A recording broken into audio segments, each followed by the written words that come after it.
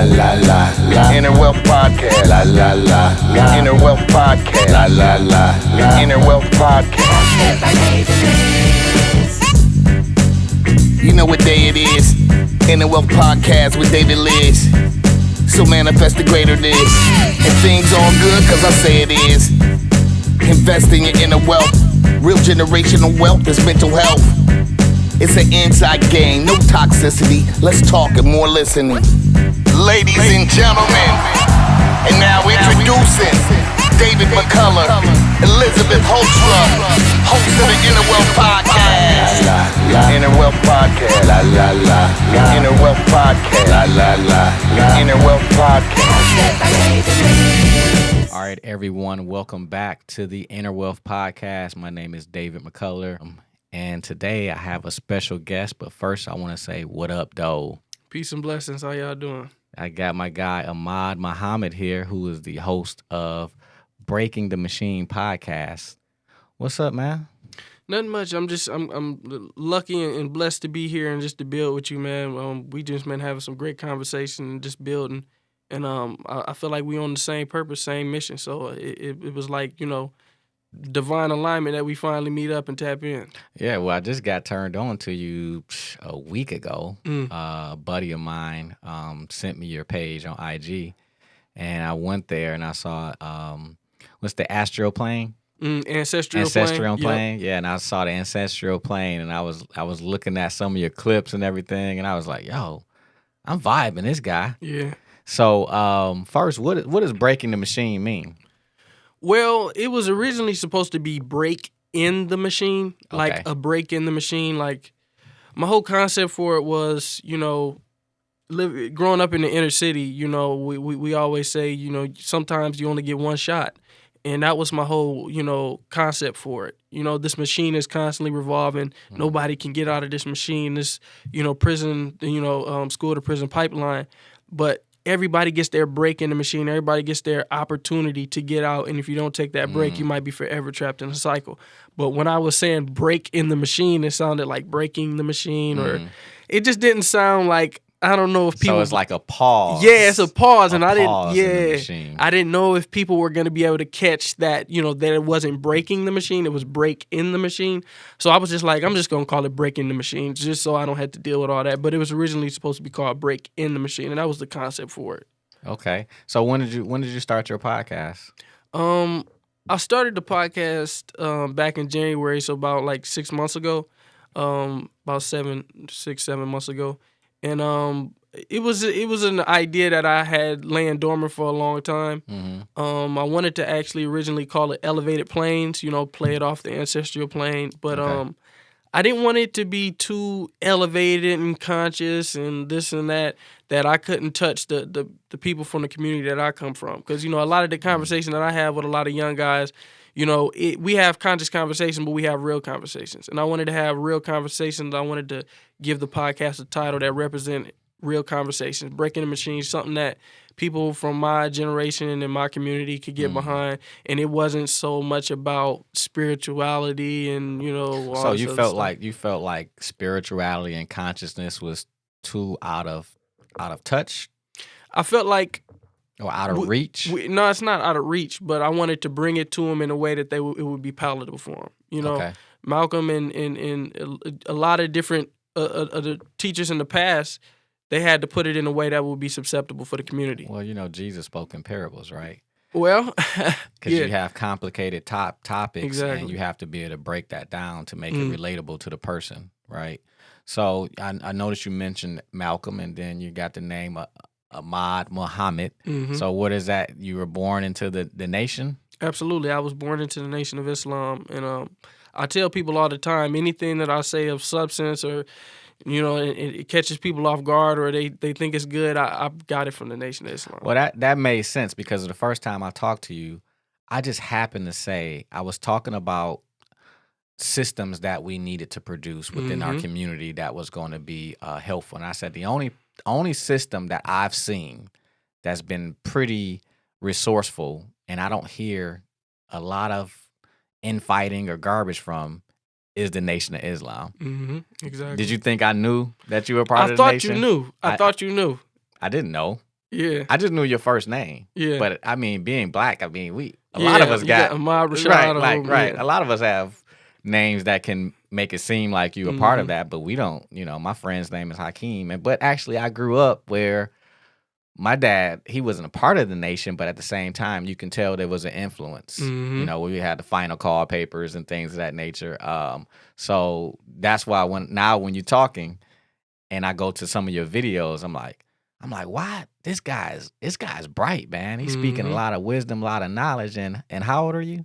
22.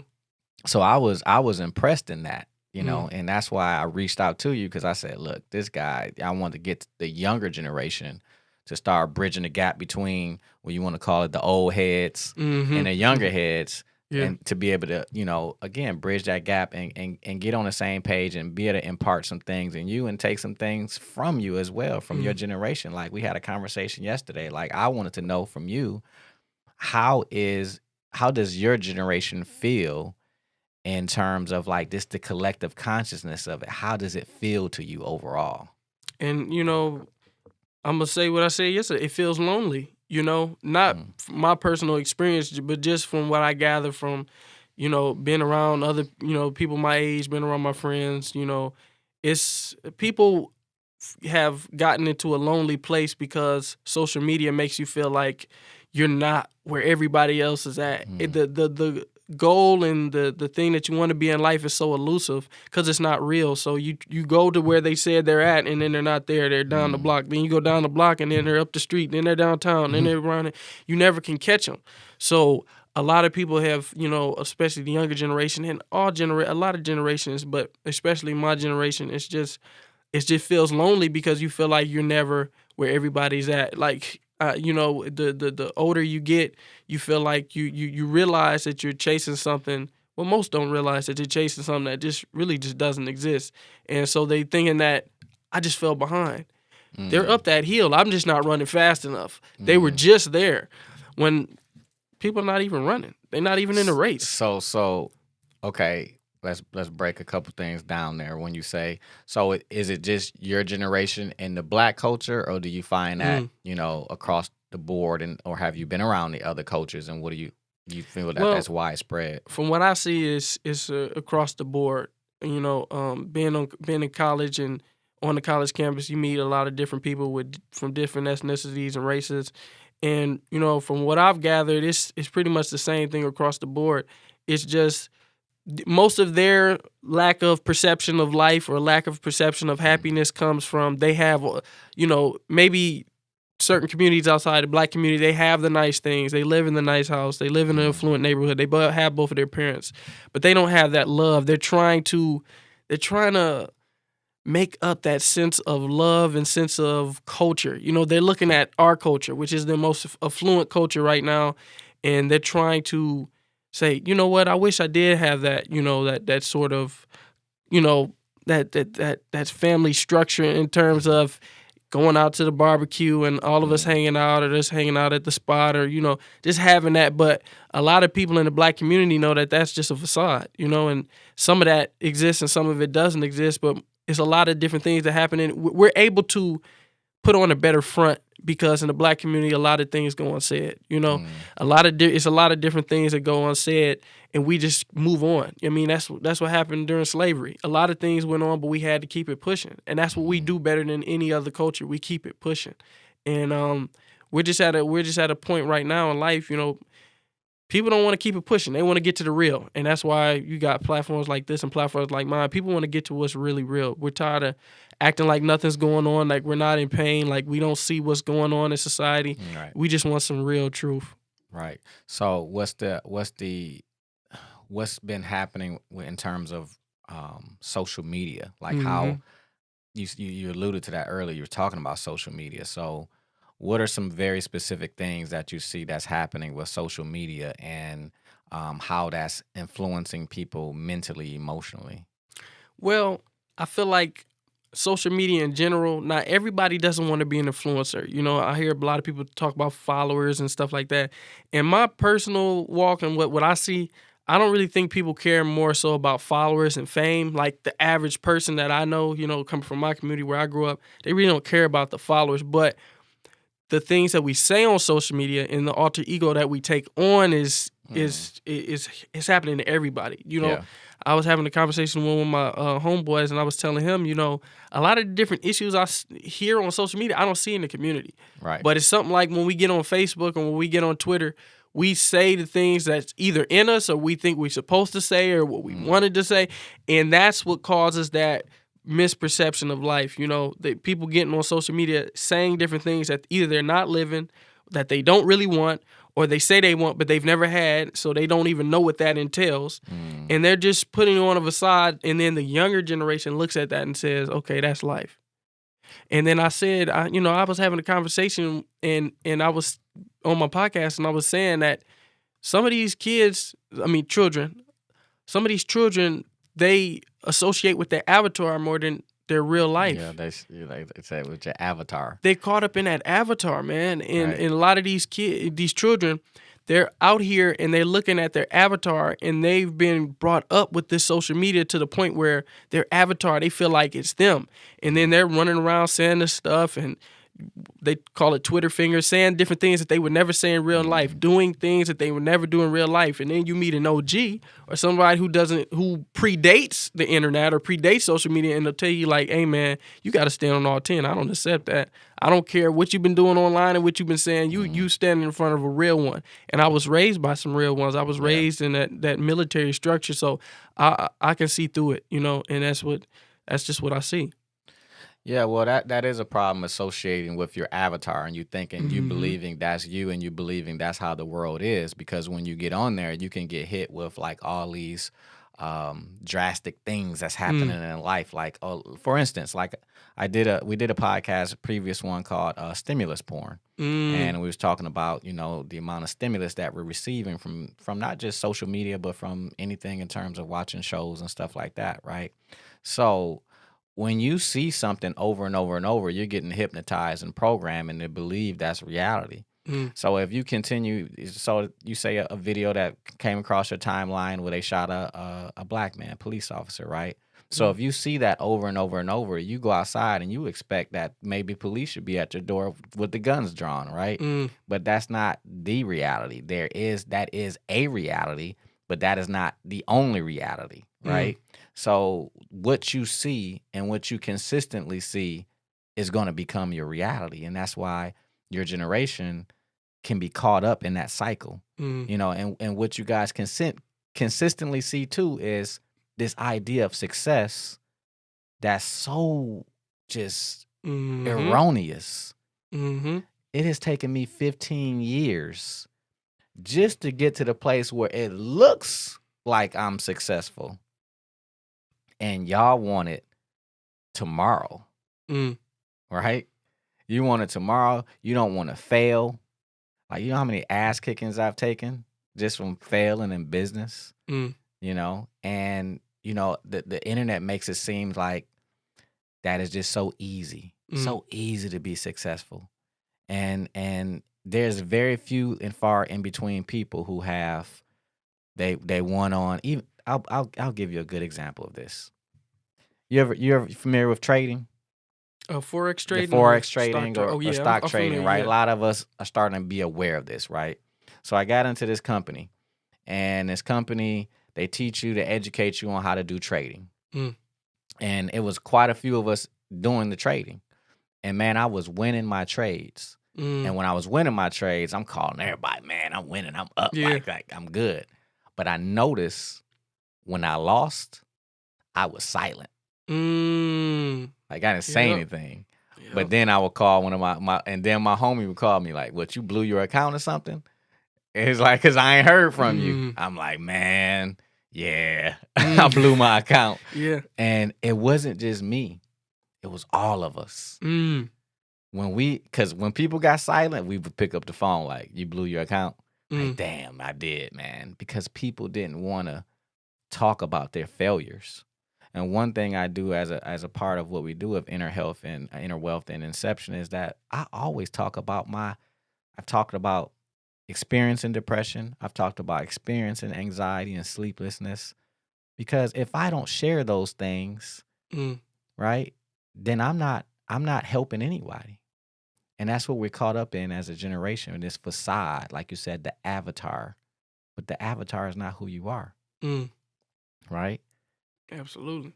So how do you feel like what's some of your solutions that you're bringing to the table to help your generation start to move away from that thought process? Well, it's powerful what you just said, and I think when you expose that vulnerability, you put those breadcrumbs so people know how to navigate the journey that you have to get to the top. You at the top of the mountain and they at the bottom, and then it's like, or we're on an elevated plane of the mountain, and then we're like, hey man, we're up here. How they know how to navigate? They don't know how to get up there. So if you're not, giving them no breadcrumbs to get up there, you just telling them, hey, I'm here. And then it kind of looks like, you know, it kind of looks like boasting. If you Mm, don't get a breadcrumbs, it's just mm, saying, I'm here, you're there, right. come catch me. Figure it Figure out. it out. And a lot of people think, in our culture, or just in culture in general, man, that's how it goes. Man, I had to bump my head, you figured out, nah, that's not what we doing. So I think the biggest thing that I try to do is just, like you said, be that vulnerable. Tell people what's really going on. Like, man, I know a lot of people might look at my platforms, look at what I'm doing and say, man, he's a very upstanding young man, and I really strive to be, but I'm not perfect, and I just want, we have those conversations on Breaking the Machine to let people know, like, you know what, these are different things that I'm battling with. I'm battling with self-worth. I'm battling with looking at social media myself and saying, hey, Mm, man, I'm supposed to be like this. There's a lane for everybody. If you a basketball player and you're gonna look at other basketball players and say, man, I'm better than him, or man, I want to be where he's at. And it's different lanes, it's different podcasters I might look at, it's different influences, and it's like you can't do that. So I let people know, just how I navigate these different things, what I did, who I talked to in order to navigate these different journeys that I might go through. But I think the biggest thing is just to have these conversations, because a lot of these positive young children, they don't have that. They don't see the good guys win. They always see the bad guys win. mm, And the good guys is always silent with their wins. We need to see the good guys be loud with our wins and let the children know, hey man, you can be good and you can still win. The good guys win, because we're taught the good guys, finish last, the good guys never win yeah, and all this other yeah. stuff.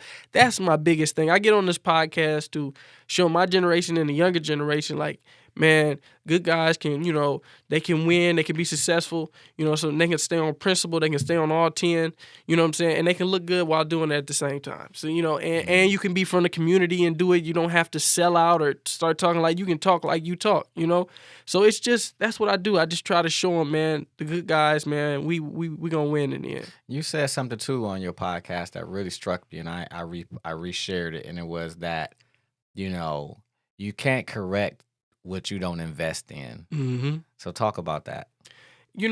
What I see, just something that I see working with a lot of the children through my program, through the DEM program at my old high school. We got a program where we basically just mentor a lot of these students through what we call trauma counseling. And we just sit down and we had these conversations, and we have to break through that freeze I think you was talking about yesterday. Mm-hmm.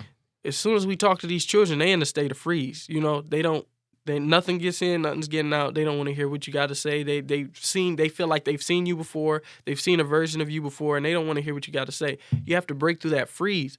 But a lot of them, they don't open up until they see that you willing to, give up something, give up your time, you know what I'm saying? And, give up your emotions, get emotionally invested, tell them a story about where you came from, something that you battled, and they say, wow, this person is really emotionally invested. I know this dude, he looks like, he's successful, or he's on his way. He doesn't have to sit up here and tell me his story or tell me, what he came from or some trial that he went through when he was my age and how he bounced back, because I know you going through the same trial. That's what they want. You need to give up some of your time. You have to give up some of the game. You have to, you know what I'm saying, show them that you're invested in their success, not that you want to see them be successful. You have to invest in their success. And the biggest thing is just time. That's why I said love is spelled Time. So you don't have to give no finances like if you that. ain't got that. You don't have to do extra stuff. All you have to do is be there.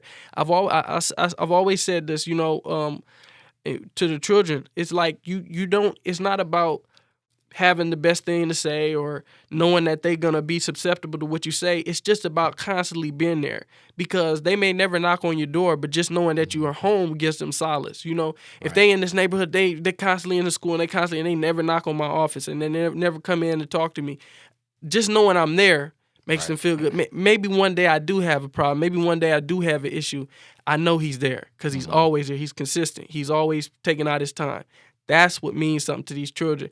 And a lot of people want to criticize the children, criticize the generation, criticize what's going on in the neighborhoods and stuff, but you don't invest no time in them. And they don't want to hear it. That's what's making them off-putting to you. Nobody wants to disrespect somebody that they love. Nobody wants to disrespect somebody that they respect. So if they're disrespecting you, they don't respect you, because you didn't give them nothing to respect. You think just being a man and just being me, you got to respect me.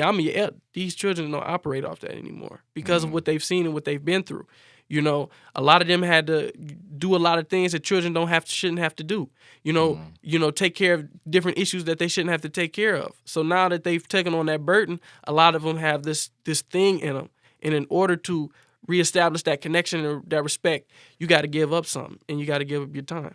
And you were saying something too yesterday in the fact that, you know, a generation was nursed. You remember that conversation? How a generation was nursed off the breast, and Minister then Farrakhan talks about that. your generation was nursed off the what? The bottle. Off the bottle. Minister Farrakhan talks about that, and he talks about, you know, that misconnection with just human relation, and how the younger generation has a misconnection because the older generation was nursed on the breast, and the younger generation, we are nursed on the bottle, which gives us an attachment to things and material things, and the older generation is attached to human connection, attached to people. So that's why we're more so connected to, you know, it was a perfect storm. It was a perfect storm. Social media is the ultimate, you know, shopping mall. It's the ultimate, you know, ultimate display of all these things, shiny things. Even when it comes to relationships and this is goals and all this stuff, it's the ultimate thing machine, you know?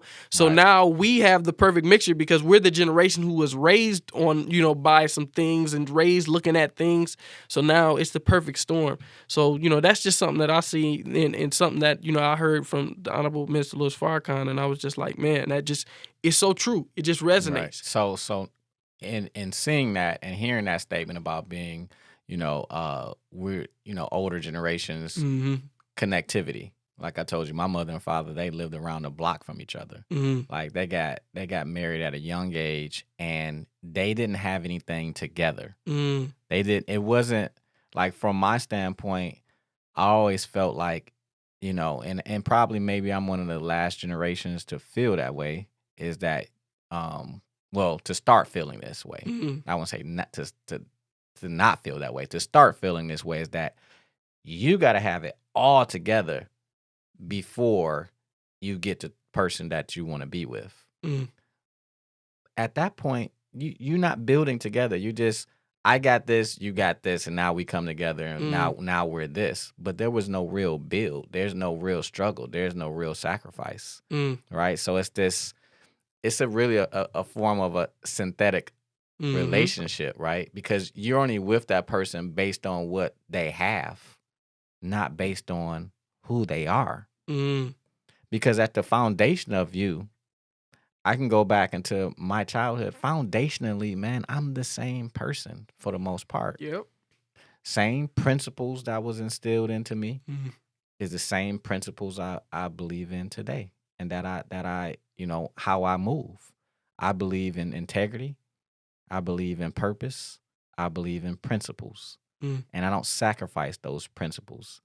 I'm not going to try to screw you over to help myself, because then that hurts you. And that hurts really both of us at the end of the day. That part.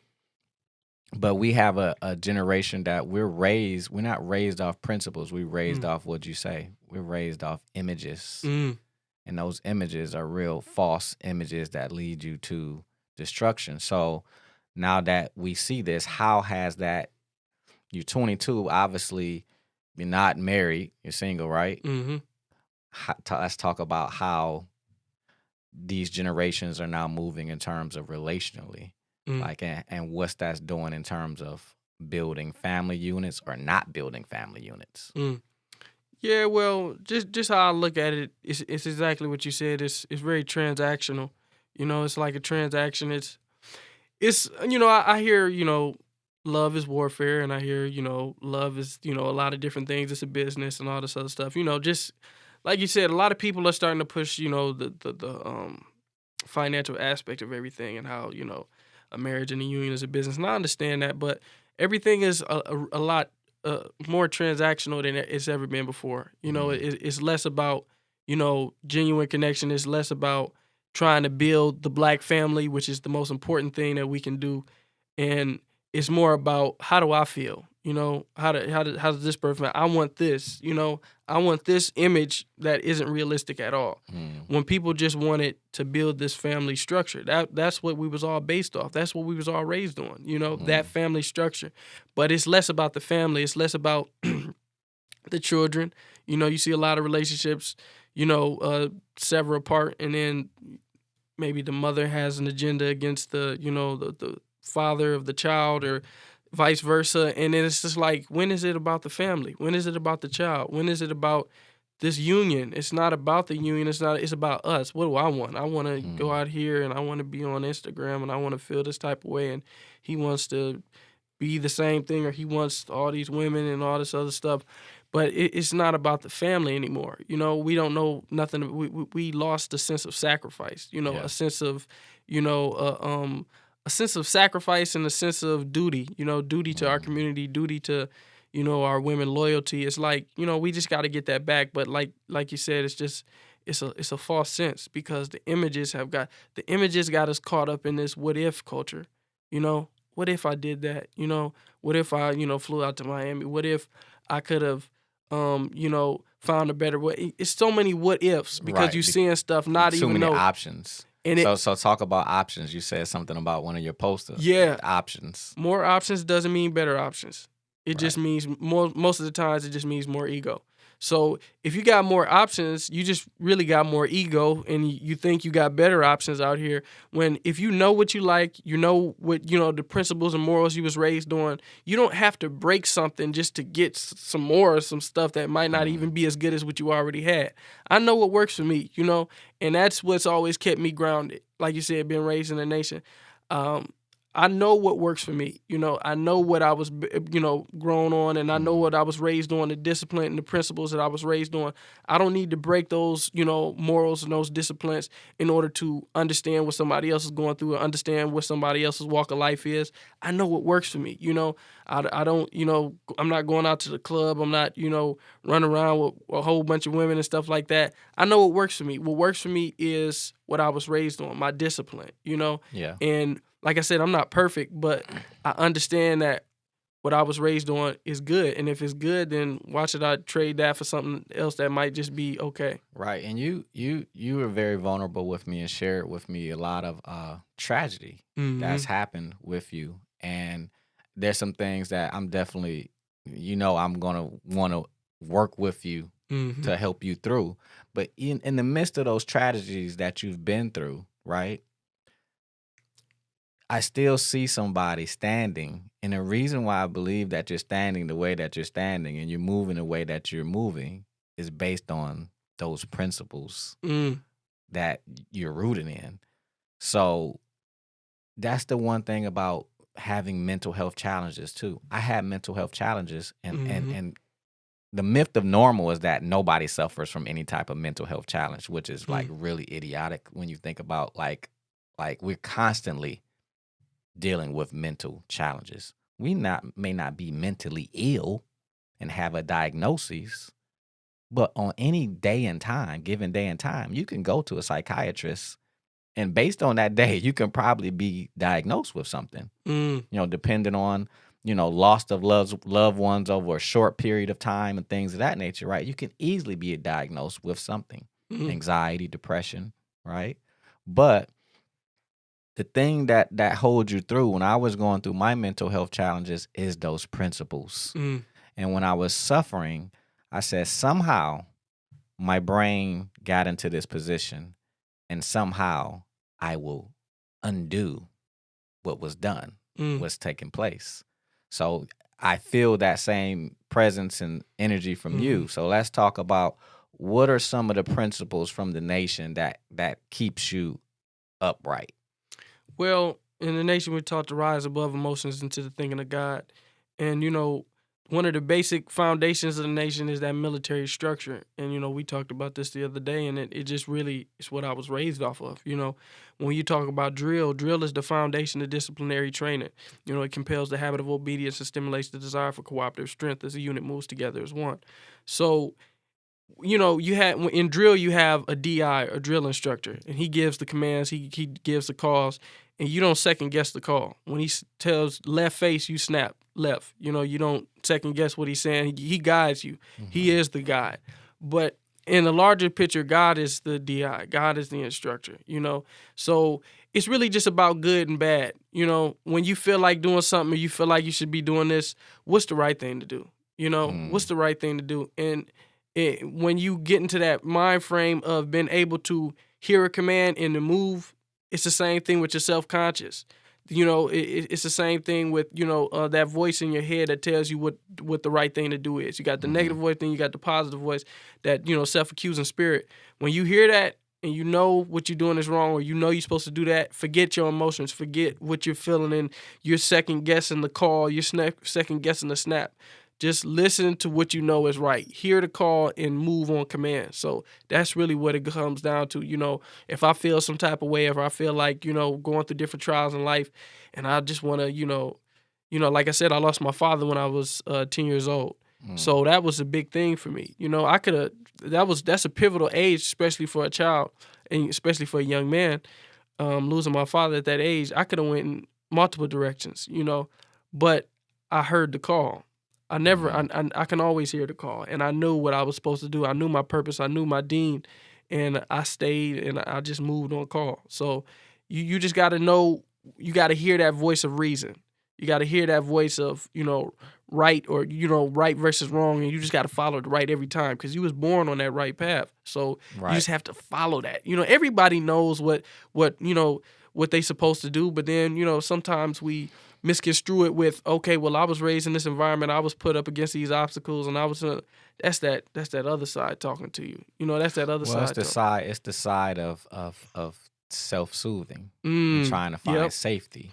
Yep. Right. So if the call, and I'm not a part of the nation, so I don't want to, sound like I know what I'm talking about in that. But if I hear what you're saying, if the call is constantly you tapping in and listening to within, right?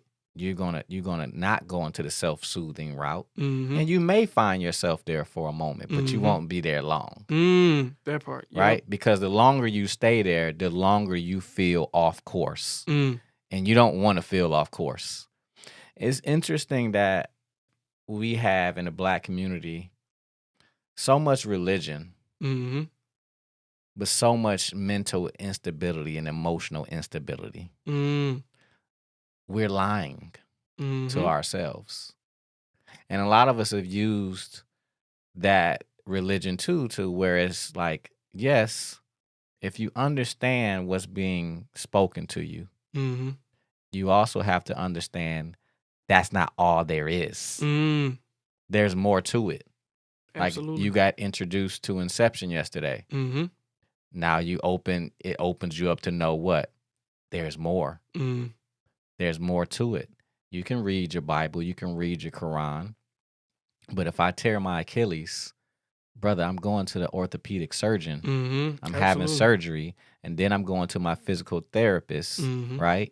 And still doing the other spiritual practices too. All things exist to help you, benefit you, but you have to know how to use those tools, and you have to be open to the tools that are presented to you. You said yesterday you got to do the work. That's the most important part. You got to do the work. And you said, I guide the people and they do their work. I don't do it for them. I don't do it for you. I'm not your leader. I'm your mirror so that you can see you. Because I'm only going to mirror back what you're showing, right? But I want to mirror back the good aspects of you for you to know that, no, you didn't fail. Like the things that you're exhibiting, you're experiencing, like people who go through addiction and things of that nature, those are all survival mechanisms. That's you trying to protect yourself. That's you trying to self-soothe and trying to find peace and regulate. You're just using a lot of unresourceful things to do it. So once you can understand that and somebody gives you a space to just be not well and to be whatever you are, then like you said, oh, you just gave me the space. You just imparted into me and gave me the ability to just feel whatever I'm feeling. And as I'm talking about that, you have that Cry Like a Man book. And that's my guy, Jason Wilson, who was one of my ambassadors for years. He had to write a book for men to know that it's okay to feel emotion and to cry, right? People now, because he's written that book, a lot of black men have been able to do what? Be vulnerable and start to release, right? Because he made it okay. He made it okay to know that, no, this is cool. This is the way. Like, you don't have to have this principle where we're just, as men, we're always just super hard and like, no. You know what I'm saying? That's not proper, you know? So religion can free you and it can trap you, depending on who you following, who you listening to. Absolutely. Right?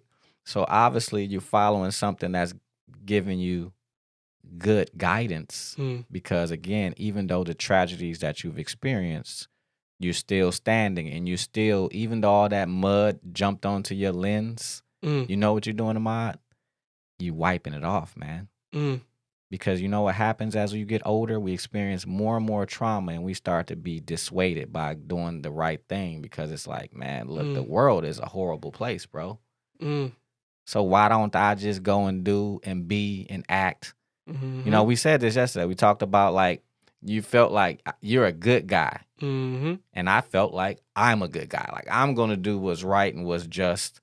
I'm not self-righteous about it either. It has nothing to do with anybody else. This is what I want to do. You ever seen the movie Last Samurai? And they talking about waking up and every day they work on their craft, right? That's their thing. They live with a sense of honor, right? And that's how I feel about myself.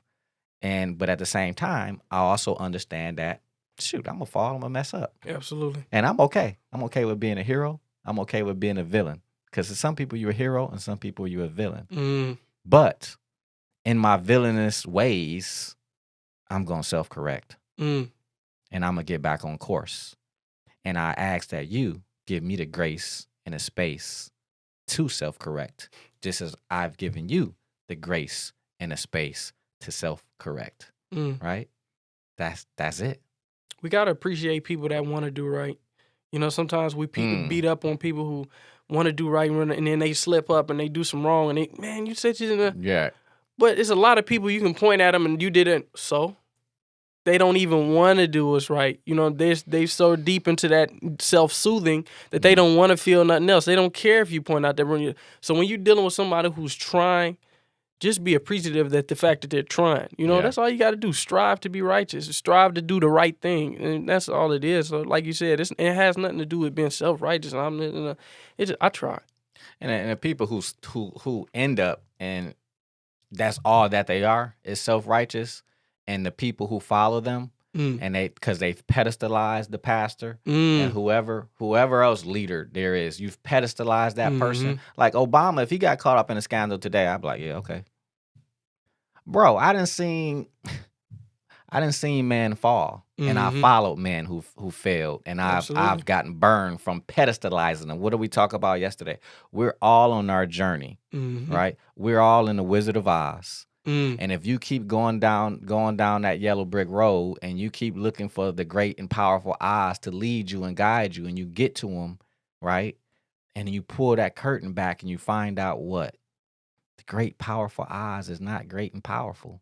It's not until you realize and you look down on your own feet that there's one thing that remains true. The answer was always inside of you. It was on your feet, the way home, because where is home?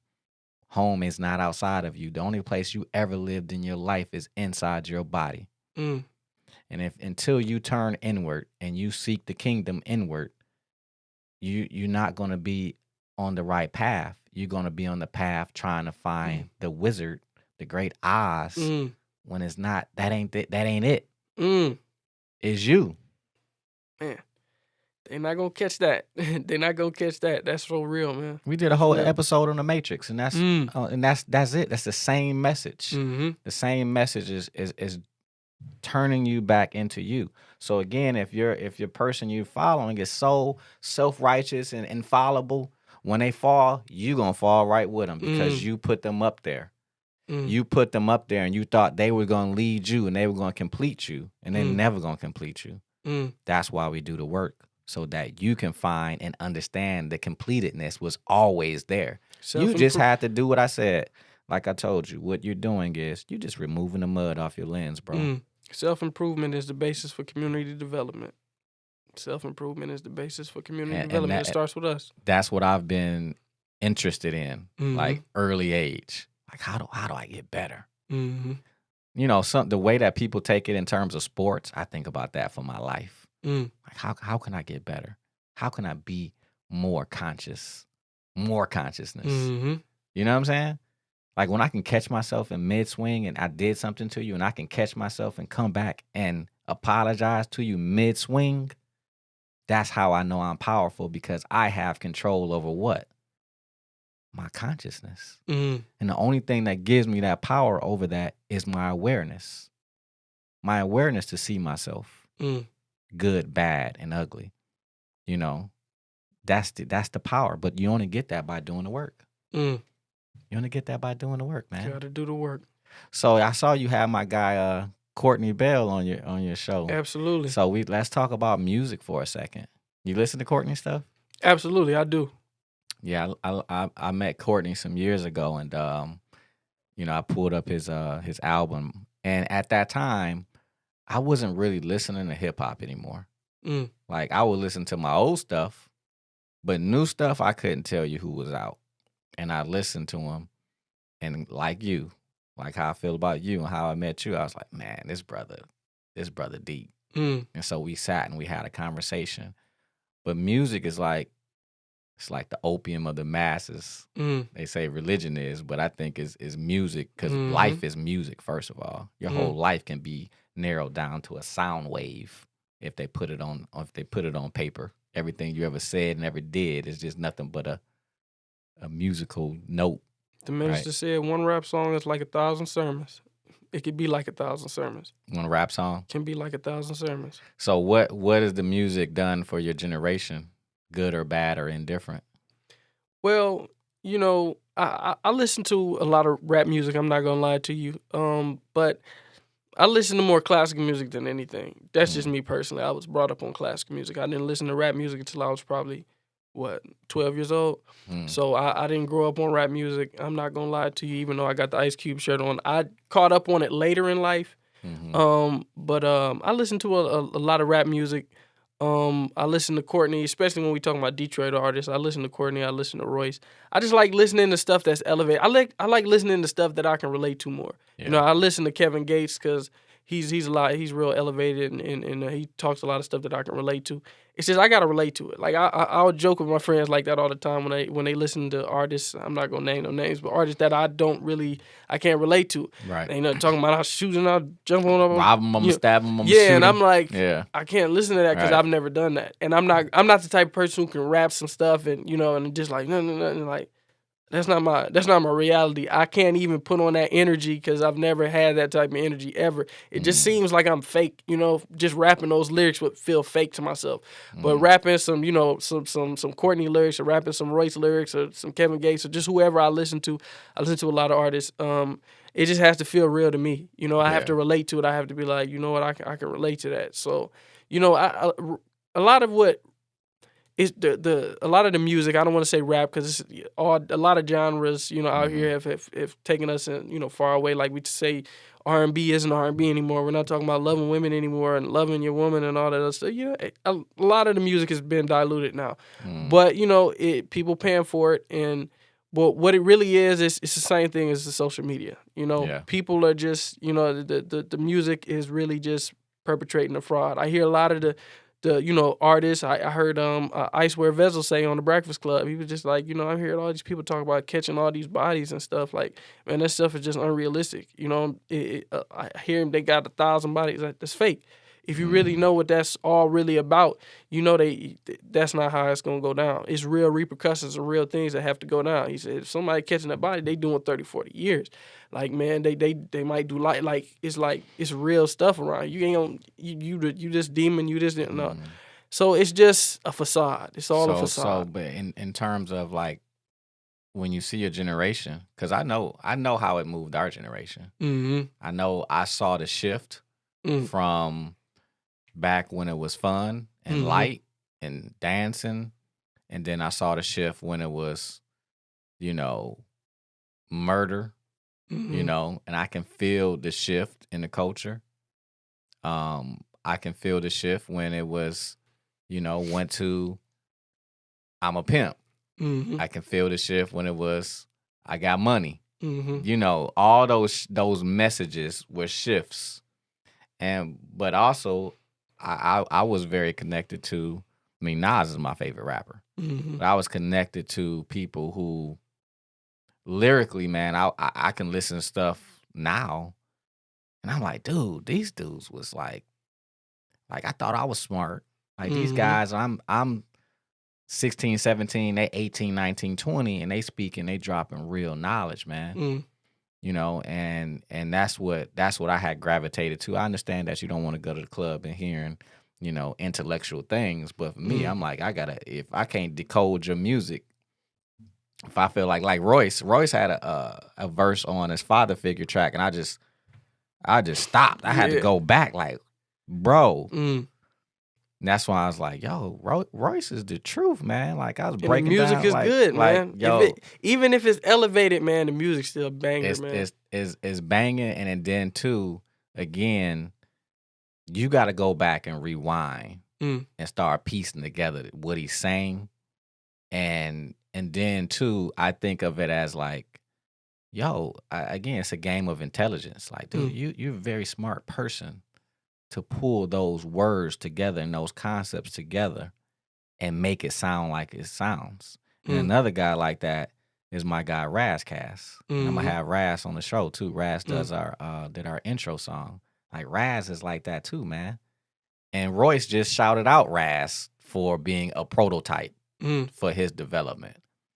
And you talk about somebody go back to 96. So the music definitely moves us in a specific way, and that's why I wanted to know like how it shaped the minds of your generation. Like you said, it used to be pimp culture, it used to be this, it used to be that. It's more about pushing drugs now. Depression is cool. It was always pushing drugs, but now they're pushing different type of drugs now. Pushing different type of drugs. Depression is cool now. Depression is cool. I mean, if you listen to the music, that's what it is. Wait, that's shocking. I mean, I don't know if depression is it. What do you mean by it's cool? There's a lane for that. They're just depressed. They're just depressed, and other people who are depressed listen to this type of music. But it's not. I don't know if they're pushing it, but it's a lane for it. And a lot of people can relate to it. Apparently, it's a lot of artists that put out different music like that. I don't want to ostracize nobody, but it's a lot of artists. We are. If you're listening, you probably could think of at least 5 artists that do that type of music, and it's just it got melodic tones to it, but it's a lot just about popping drugs and sitting back, and really just being lost and all this stuff. It's just people expressing how lost they are. And I mean, I don't know if I could be against that, because I mean, they're telling people I'm lost, but other people, they're not hearing the message. They're not hearing what these people are saying. They're just caught up in the beat, and they caught up in the 808s, and they're just like, man, yeah, this is a banger. But the whole time the artist is saying I'm lost, I don't love nobody, don't nobody love me. You know what I'm saying? I got all these women and I'm alone. I wish I was never made the money. I wish I could just walk to the store and get a soda. It's just like, whoa, it's a cycle now. But so I hear that, but I don't like to judge. We're not trying to judge. It's just I hear it. We gonna do better. It's just you got to do that self-reflection. Well, again, we can be upset at the artist, and it's a responsibility for them. But if nobody likes it, nobody buys it and listens to I it. mean, like they So said, I grew up. You talking about Ice Cube? I grew up listening to a lot of this stuff. Mm-hmm. I ain't never shot nobody. I never done Mm-hmm. none of that.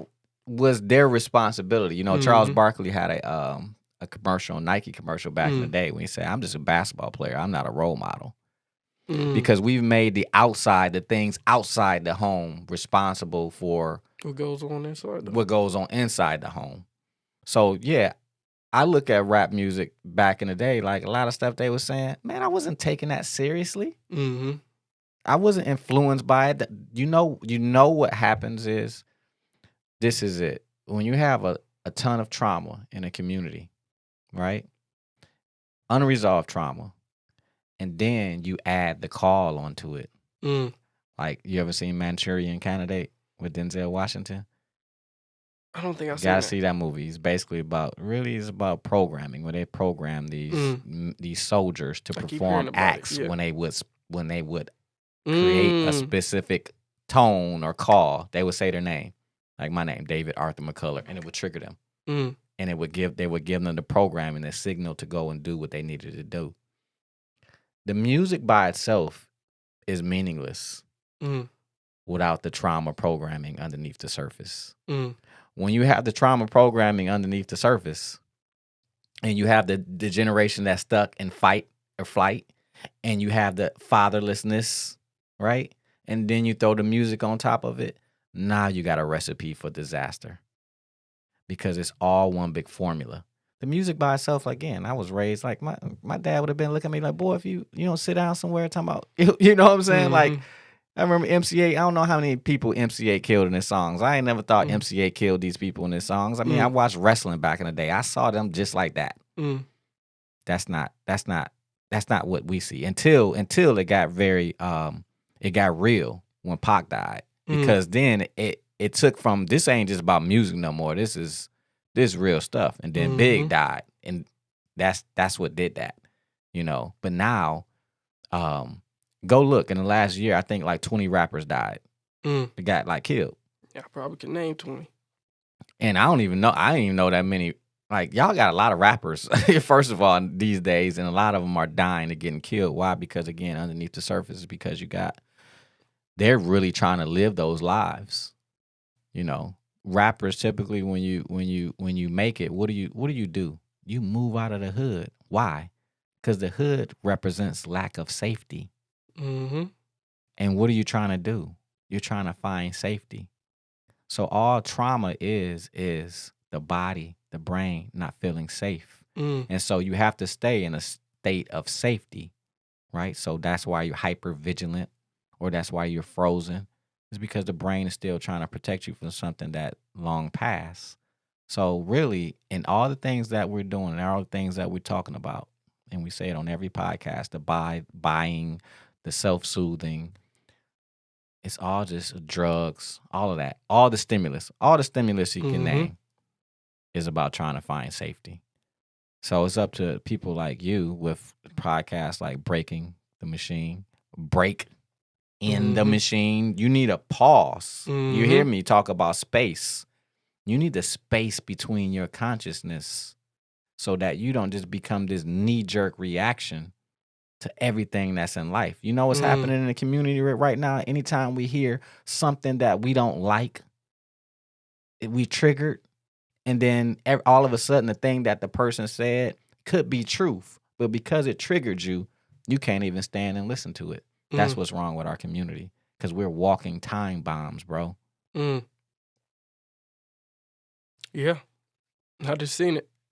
I just seen, people that never expressed themselves, before years of held in trauma. You have one conversation and they bawling in tears. It didn't happen to me sometimes, then went through different things in life and ain't spoken on it not once. Then the first time you speak on it, you just overwhelmed. Yeah. So it's just, it's what it is. A lot of us, we had those knee-jerk reactions because we stuck in the trauma. We stuck in it. Like you said, we was talking, yes, it's charged. That memory is charged. It's still got it's got a hold on you. You don't think it has a hold on you until you really, I don't know, something about speaking about it. It really activates it. I don't know what that's about, but course. something about even just saying it makes it real again. It makes it puts that energy back on it. You can think about it all day, but once you say it, yeah, it's back.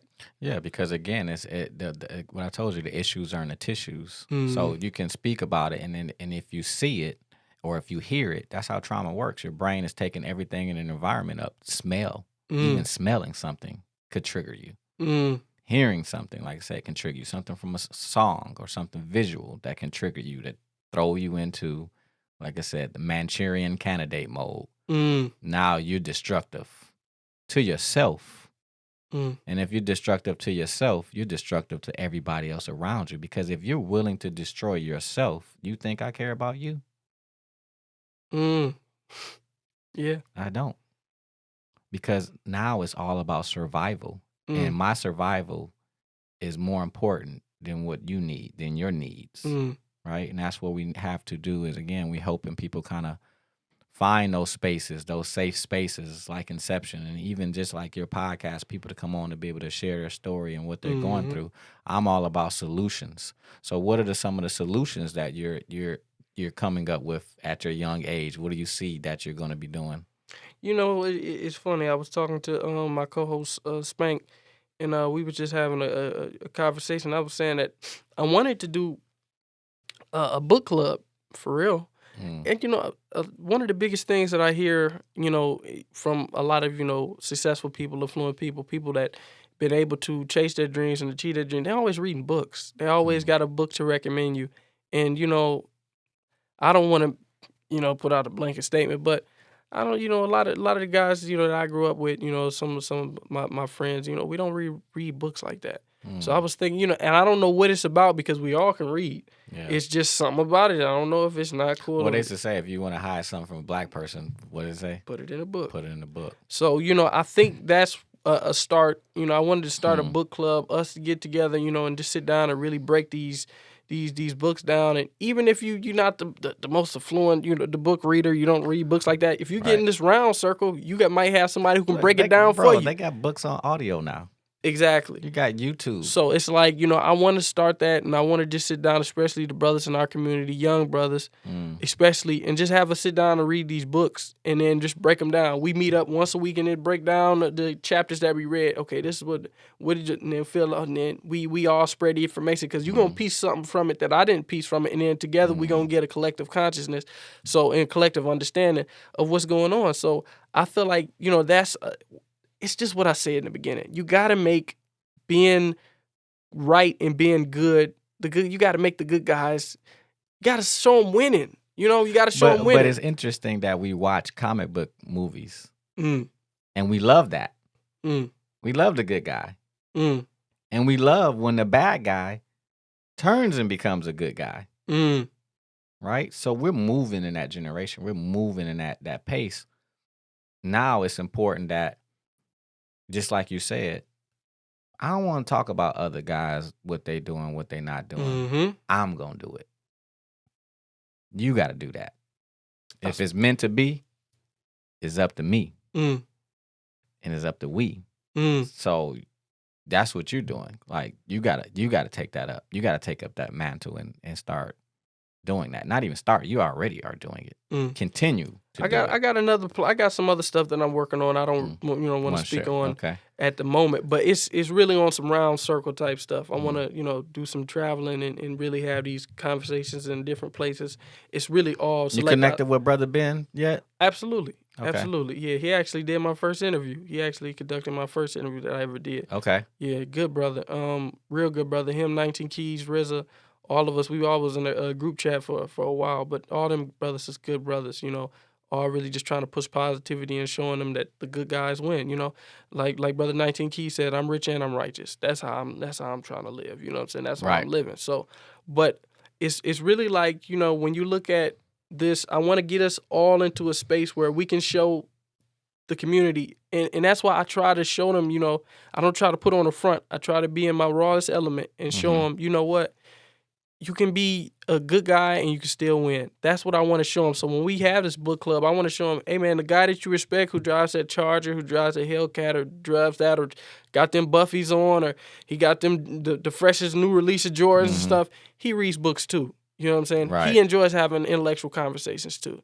You know what I'm saying? He understands that this is a machine and that this is fake and that's a lot. That's what these conversations are about. It's showing them guys that they look up to and they respect and they can see themselves being, but giving them a different narrative and having these guys have real conversations and it's saying, oh man, these guys, they enjoy knowledge. They enjoy having these conversations. I thought it was just about shoot 'em up and no, that's all a facade. I know the toughest guy growing up in the community. I know the toughest guys that I used to hang out with, you know, these my partners. Man, they might be the roughest, got the roughest exterior, but interior, they had these conversations. They had these thoughts. They had these insecurities. They have these different things. So that's really what was the whole basis for the podcast. I was like, man, I got to have these conversations. Like the conversation we was having, just sitting back chilling the other day. It's just like, man, that's what started me wanting to have a podcast, having good conversations with guys like you and just saying, man, I wish we had some cameras around because that could have changed the world. Right. And that's what it's about.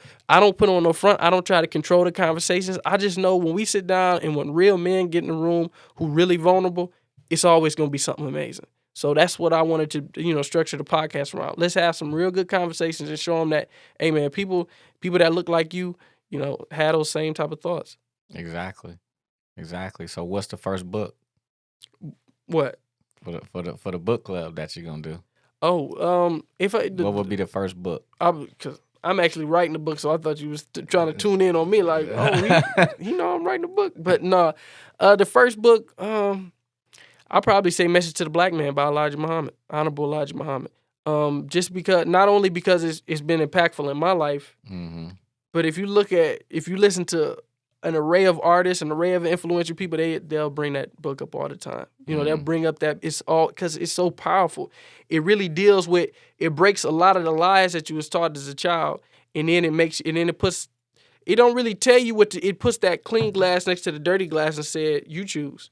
Do you want to live like this? Do you want to be, you know, led like this, or do you want to be, you know, your own savior? Do you want to find that inner power, that inner energy in you in order to change these different things in your community? You can't be treating your women like that. You can't be talking to women, but it just gives you that guide. And especially a lot of guys, they've never heard this type of information. They've never been challenged like that. They've never been told these different. So it's really awestruck, and you know, a lot of these guys are awestruck when they come into this knowledge. You know, like I said, Ice Wear Vessel was on the Breakfast Club, and he said, I read that book 3 times. I know that's one of the books Nipsey wrote in that list of books that he gave for people to read. So it's one of those fundamental books, and I probably would start off there just for that ice to be broken and that shock factor and that wealth of information and just self-improvement. You know, just self-improvement. But I would have us read a book like Cry Like a Man and just different books. But I definitely want to, you know, read wealth books and different books on how to, you know, achieve success and how to, you know, be attentive to your time and manage your time and all that. But I want to read books. I mean, because we all know, we hear about this wealth and all that, but these different things, books like this, you know, books like Message to the Black Man, those are the type of books that you know, you can't get that knowledge anywhere. It's only in the book. It's only in you know, in these spaces that we can receive that information that really just is going to impact us in a certain type of way. Because anybody can tell us how to do our taxes, to do this or that, but can't nobody tell us how to love each other. You know what I'm saying? No, you got to do the work. Do the work. At that point, there's no reading. Because that's information gathering. At what point do you implement? Prayer without works is dead. So when you receive the information, you got to put it to work. So I would say that my journey definitely started with reading. And I devoured books because I was amazed at the things I was reading because it was outside of my realm of possibilities and consciousness. And I think in our community, we've gotten trapped where we only read things that confirm our belief. We don't read things that challenge the things that we believe. You know? So if people say they're a seeker of truth, but you only read things that validate what you believe, you're not a seeker of truth, you're a seeker of comfort. Absolutely. You know, so that's important. And if you're a Christian, why can't you read Elijah Muhammad? Why can't you read the Bible if you're a Muslim? You know? Right. You know, and I feel like books like, you know, Cry Like a Man are one of those type of things, you know. When you, as a man growing up in society, when you hear something like Cry Like a Man, it's just like, whoa, what? Men cry? We don't do that, you know. Yeah. So when it's one of those things, it just really takes you out of your element and really just understands.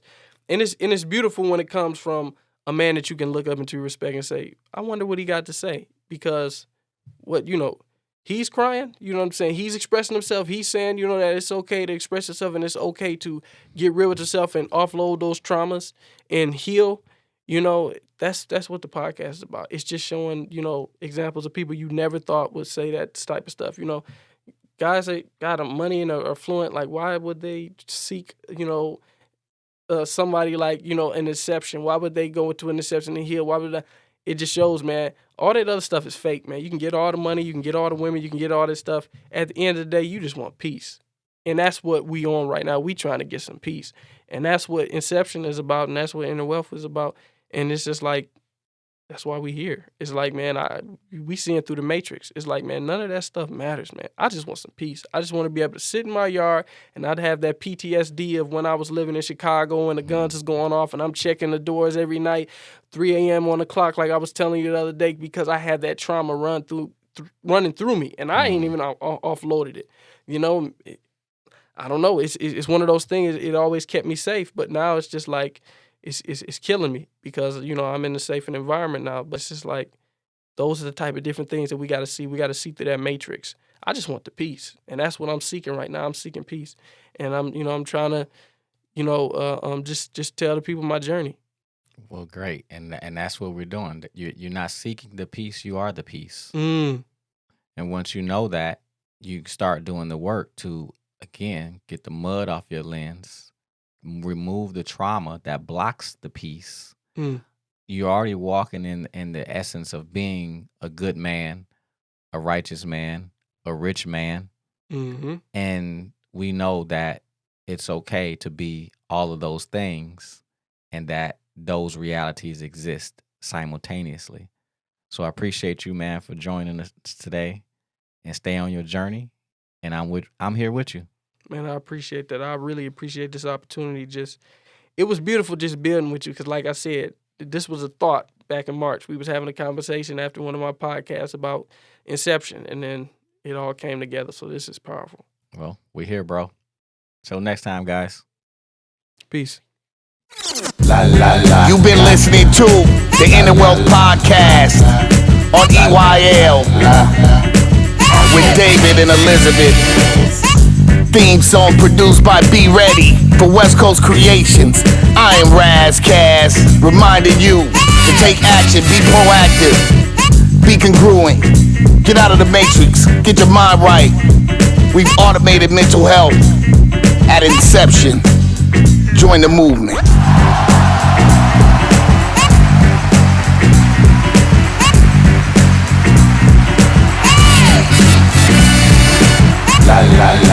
Inner Wealth Podcast.